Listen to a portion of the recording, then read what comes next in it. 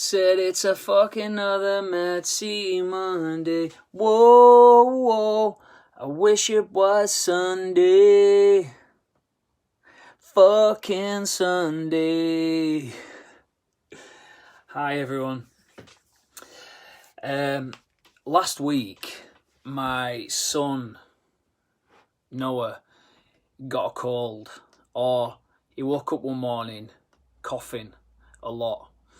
And obviously, that sent off big alarm bells ringing because we have a business and this is busiest time of year for my wife. So, in a salon, so we had to go take him off school and go for a COVID test. I was feeling a little bit run down as well, so I thought, bloody hell, have we got COVID?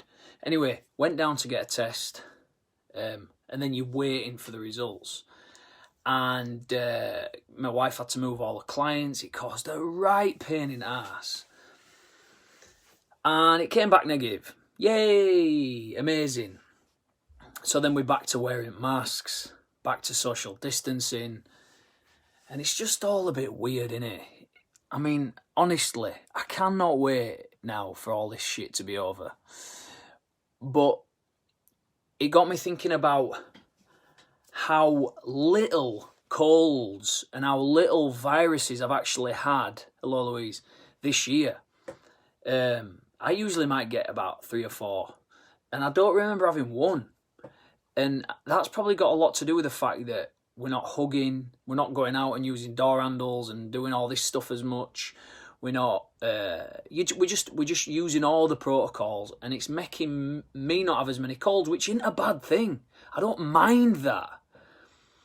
But it got me to realise that actually we need exposure to these things. We need to be able to build up immunities to viruses, because otherwise, we'll just die of everything that touches us, won't we? This is why most little kids end up with colds, because their bodies attracts them so that they can strengthen their immune system so they can become a stronger adult. This is how it works, right?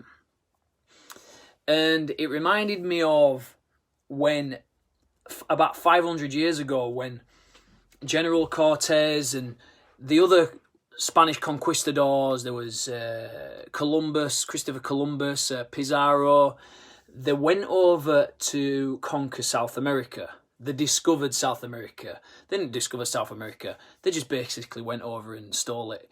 But they discovered the Incas and the Aztecs and all this whole new world of people.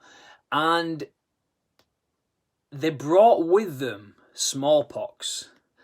And within about 3 years, I think it was, they'd wiped out about half the population of the continent or something ridiculous like that, because none of the Aztecs or the Incas had built up the immunity to the viruses that we had over in Europe. And there were so many people in Europe, and the cities were so big already that there was just so much disease. We took it over there, gave them it. Not only did we kill them all with his diseases, we took all the gold. Anyway, the rest's history. Now they're all speaking Spanish. But they never had a chance to build up that immunisation, because they've been shielded throughout entire history from these diseases. And physical immunity is important, but also just as important, and something that we don't realise and we don't think about as much, is psychological immunity, our psychological immune system. How can we strengthen our psychological immune system? Well, handling problems is a way that we can strengthen our psychological immune system. Coping with problems, difficult situations, coping with them and coming through them well. Experiencing different kinds of emotional strain, but it not defeating you. These things build your emotional resilience. Have you ever heard of, there's a term where we're from, character building. If something's character building, if you can put yourself through, and this is something I've learned in meditation, if you can, well, not even in meditation, just from being a working class boy, if you can put yourself through character building experiences, you will build your mental resilience. Things like working working in adverse weather, working out in the snow, going for runs when it's raining because you can't be bothered because it's not comfortable. But all of these difficult things build up your emotional resilience. They build up your psychological immune system. And the more difficulties that we come through, the more failures that we get through, the more resilient we become. And we start to learn how to fail well, because there's no such thing as a failure that's going to knock you out of the game unless you quit, whatever it is you're doing.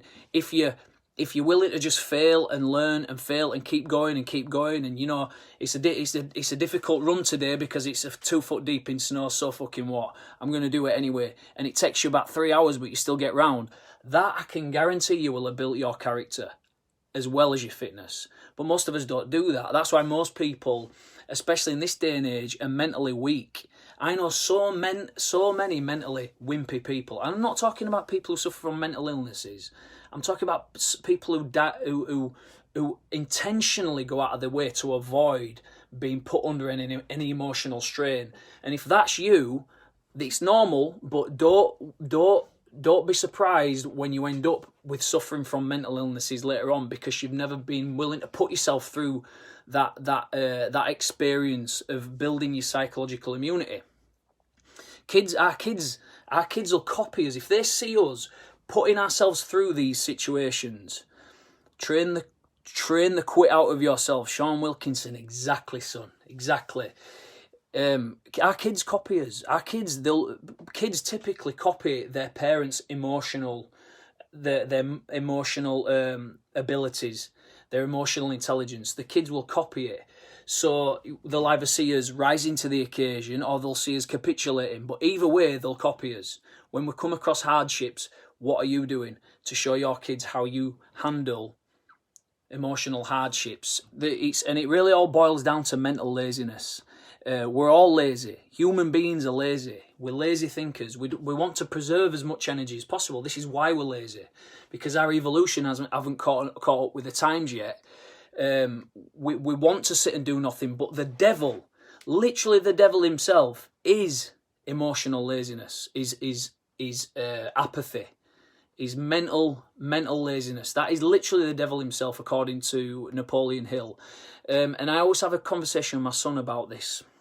And I say to him, you know, because we're all, like I say, we're all lazy. We're all a little bit weak, but we can all be strong as well. That's every single one of us. And we have this thing called Brave Bear and Baby Bear. And I say to Noah, who's in charge today? Is it Brave Bear or Baby Bear? And he'll go, Brave Bear, Brave Bear. Most of the time it's Baby Bear in charge. And what they represent is the 2 yous that are inside of you. We all have 2 yous inside of us. The old story is the 2 wolves, but we use Brave Bear and Baby Bear. And if Baby Bear's in charge, Baby Bear's louder, Baby Bear's much more needy. Baby Bear needs much more reassurance. Baby Bear wants to eat sweets rather than broccoli. Baby Bear wants to whinge and whine and get comforted. Whereas Brave Bear don't need any of that, because Brave Bear already knows who he is. Brave Bear is already resilient. Brave Bear knows that he can handle himself on his own, so he don't need to call out for so much attention. That's why we always pay attention to Baby Bear, because Brave Bear don't need our attention, and Baby Bear whinges and cries for our attention all the time. Caroline, you are not lazy. No, you're not lazy at all, babe. But you know, this is how I interpret it to Noah, and I encourage you to you too as well. Who's in charge of you, Brave Bear or Baby Bear? We all have them, and I'll leave you with one story, a Zen story for your merry little way, and it's about a really poor Taoist farmer in China, and he was, you know, working the fields, and his only horse one day runs away.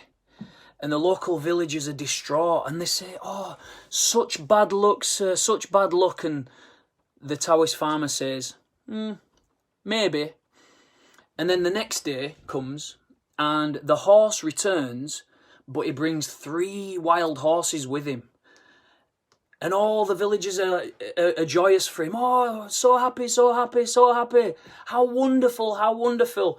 And the poor farmer says, maybe. Next day comes along.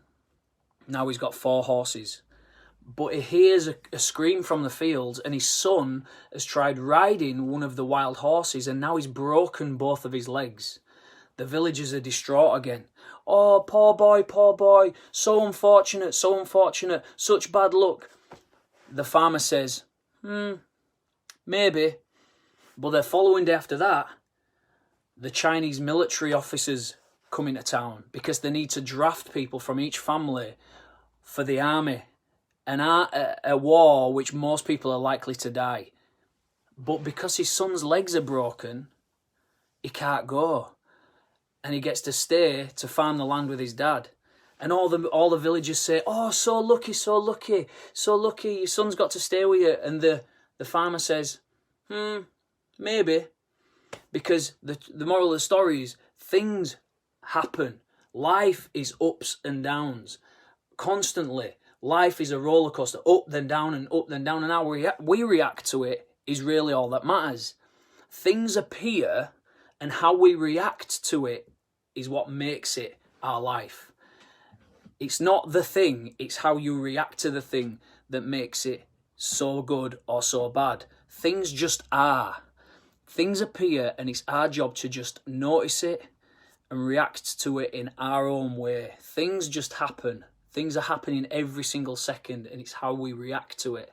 Listen, I'm going to get off, but shout me if you want a conversation about how I can help you become more emotionally resilient. I can send you some information about stuff. I can send you apps and books and stuff. Honestly, it really helps. But until then, thanks for watching. Thanks for listening. I love you. I'll see you later on. Bye.